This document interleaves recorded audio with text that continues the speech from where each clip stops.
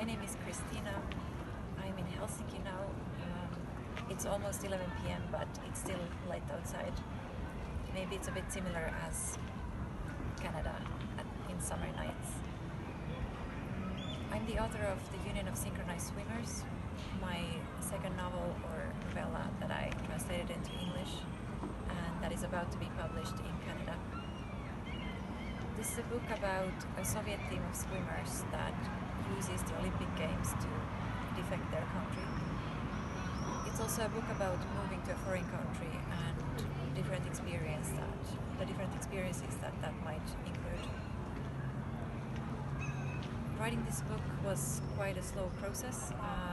First I just worked on some short stories about women who were trying to start life in a new country. Some of these stories were inspired by my family members from my father's side who left Romania for the US.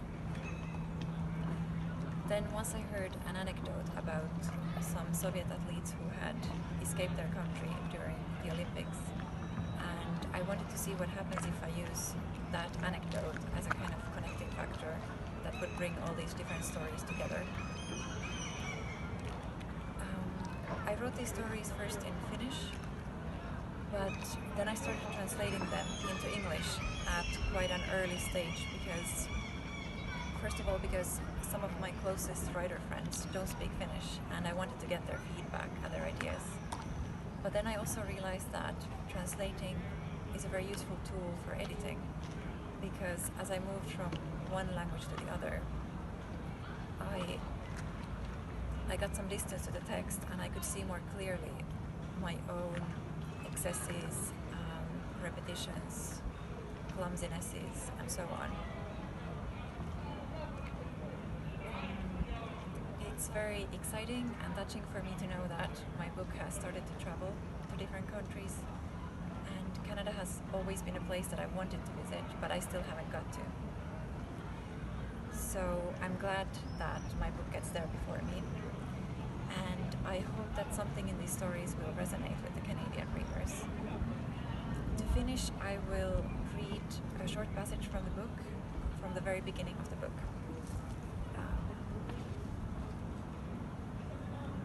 When spring came, the girls were the first at the river. They left their clothes in bundles on the bank, stretched their bodies in the sand, and ran into the water. The coldness was sharp. They smoked with just their heads above the surface, blew smoke into the sky, and laughed with their necks bent back. Ash scattered on the water, which held their white breasts like doves. There were empty soda bottles, eggshells, chicken bones gnawed bare, bread crusts, and cheese that had melted, cooled, and then congealed, all scattered across the picnic blanket.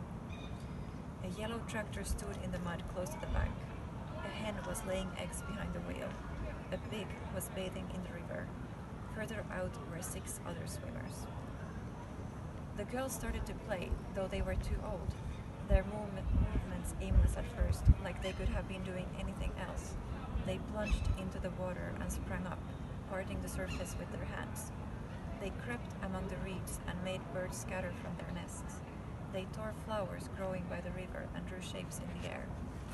They pushed each other's heads under the surface and kept them there, as if performing a baptism. They stood on their hands in the water, their feet swinging madly against the branches of the trees. Thank you for watching this video, and I hope that you enjoy the book.